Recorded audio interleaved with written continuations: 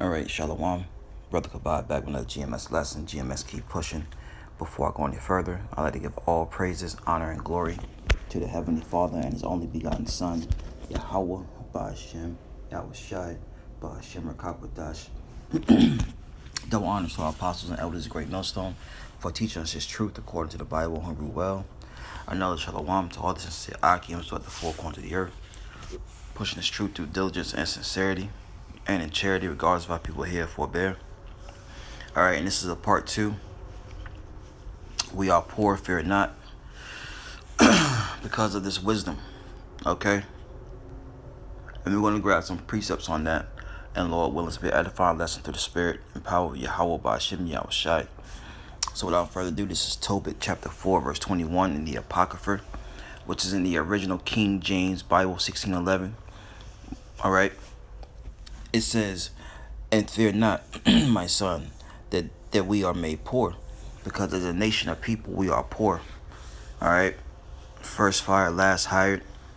Okay, just can't get over the hump due to the curses. "For thou hast much wealth if thou fear Yahawah." Alright, who the worldly calls God. He is, He exists. That's His name in ancient Hebrew. Alright? It all goes back to fearing, being terrified of someone or something that's likely to cause pain. Alright, and that's the Most High, through His only begotten Son, YAHAWASHI, which means He delivers, He saves. Okay, it says, Tobit 4 and 21, "And fear not, my son, that we are made poor, for thou hast much wealth, if thou fear Yahawah, and depart from all sin, and do that which is pleasing in His sight." And what's pleasing in the sight of the Lord? Fear and keeping the commandments. We can't stress that enough. Here it is. This is the year 2020, year of prophecy, and you're seeing prophecy before your eyes, and yet our people are still not fearing. Supposed to be terrified of our power, man, and do what's commanded of us. But it starts with fear. And the Lord said, what? The fear of the Lord is the beginning of knowledge. But fools despise wisdom and instruction. That's wisdom right there. Okay, and that wisdom is what ultimately makes us rich. Okay, going back to Proverbs, the 3rd chapter. "Happy is the man that findeth wisdom and getteth understanding. For the merchandise of it is better than silver and gold, precious rubies, and all things that thou can desire cannot compare unto having the wisdom." Okay, so let's grab another one. Let's go to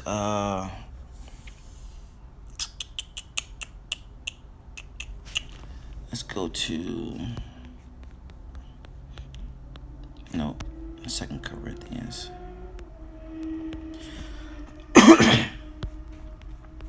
That's the book of 2 Corinthians chapter 6 verse 10. It says, "As sorrowful, yet always rejoicing." Right?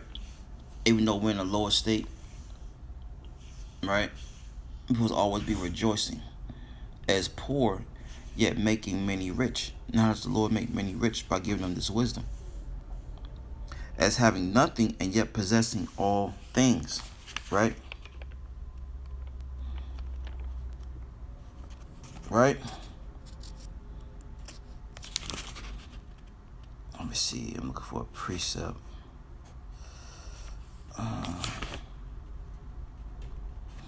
But I can't find it right now. I'm not going to worry about it. But yeah, professing all things to His wisdom. Okay, I'm going to read it again. 2 Corinthians 6 and 10. "As sorrowful, yet always rejoicing. As poor, yet making many rich. As having nothing, and yet possessing all things." Because you possess all things through this wisdom, man. Not the carnal riches of this world. Okay? Matter of fact, let me go to...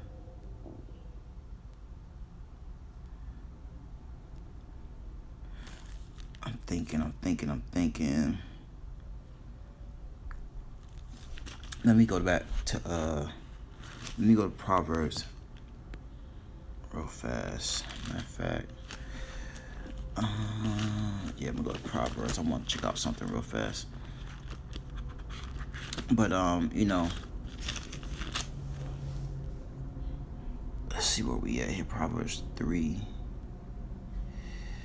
Okay, let's go to Proverbs. Let's see here where we at.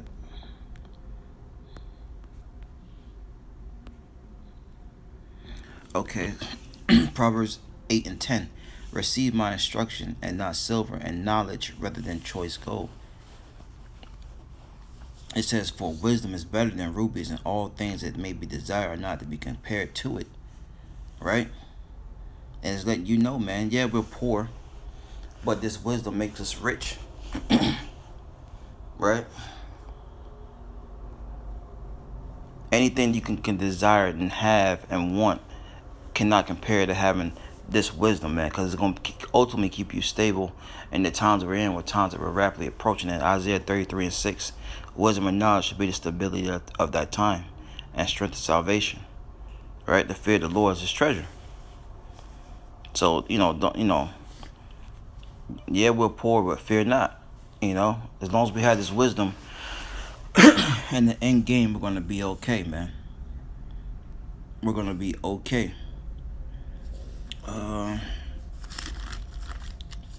Let's grab maybe 2 more and wrap it up. Let's see here. This is Proverbs 16 and 16. It says, how much, matter of fact, I'll bring it up on the screen. It says, Proverbs 16 and 16, how much better is it to get wisdom than gold, and to get understanding rather than choice silver. There it goes again, man. And that's what's promoted here in this earth, man, in this world, is to get those things, man. What 50 Cent say, get rich or die trying? Well, he's getting rich the carnal way. Well, we need to be getting rich the spiritual way, man. And it comes back to serving your power, you Israelites, so-called Negroes, Latinos, and Native Americans, man. Okay, that's what it starts with. And read again, Proverbs 16 and 16. How much better is it to get wisdom than gold, and to get understanding rather than choice silver, man. Right? It's better, man. So don't be out here trying to bust your behind for these carnal riches, man. We need to be getting this wisdom.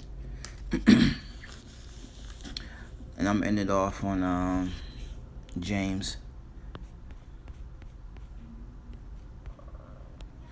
2nd chapter, around 5. It says, hearken, my beloved brethren, have not the Most High chosen the poor of this world, rich in faith, and heirs to the kingdom of which he had promised to them that love him? So the Lord chose the poor, man. He chose the poor of this world, man. Remember that. Nobody's like ourselves, man.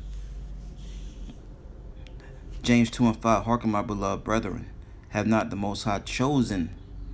So the Most High chooses who can serve him. The poor of this world, rich in faith, right? And faith is a gift, as the scriptures say.